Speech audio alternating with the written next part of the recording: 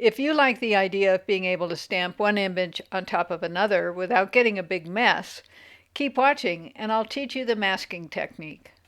Hi, this is Sage Kimball and I'm the Mad Stamper with another technique video for card makers and paper crafters.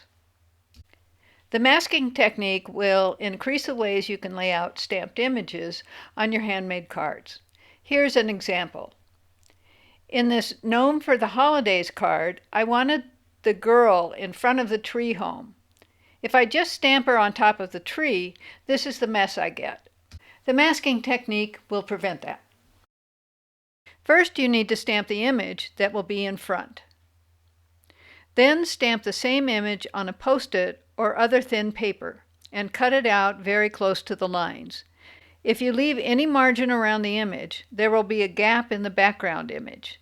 You don't have to cut out the entire image, just the parts that will overlap with the other stamp. As you can see, I like to save masks that I've already cut in case I want to make another card with the same images.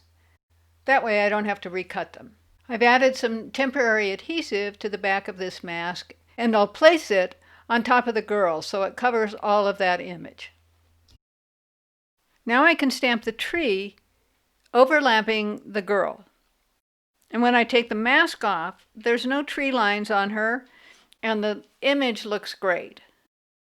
With this card, which was made with the Snowfront stamp set, I discovered another reason to use a mask.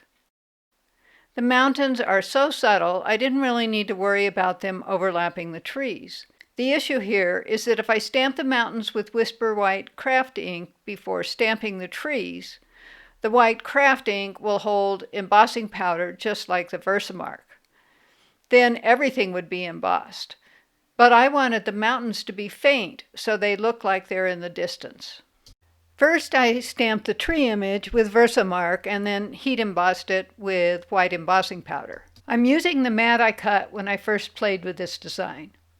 I apply it to the heat embossed image using temporary adhesive. Now if you want to learn more about heat embossing, use the link provided to see that video. Now I can ink the mountain stamp with Whisper White craft ink. I stamp it so that the right-hand mountain overlaps the trees. Then when I take off the mask, I have a clean combination of the two images with the mountains looking far off in the distance. I hope these two examples give you a good idea of the magic you can create with the masking technique. Try it in your craft room.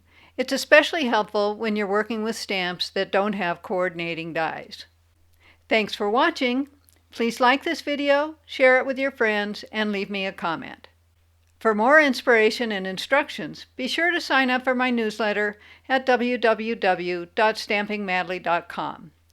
Visit me on Facebook and Pinterest, and don't miss another great video. Subscribe to the Mad Stamper YouTube channel now.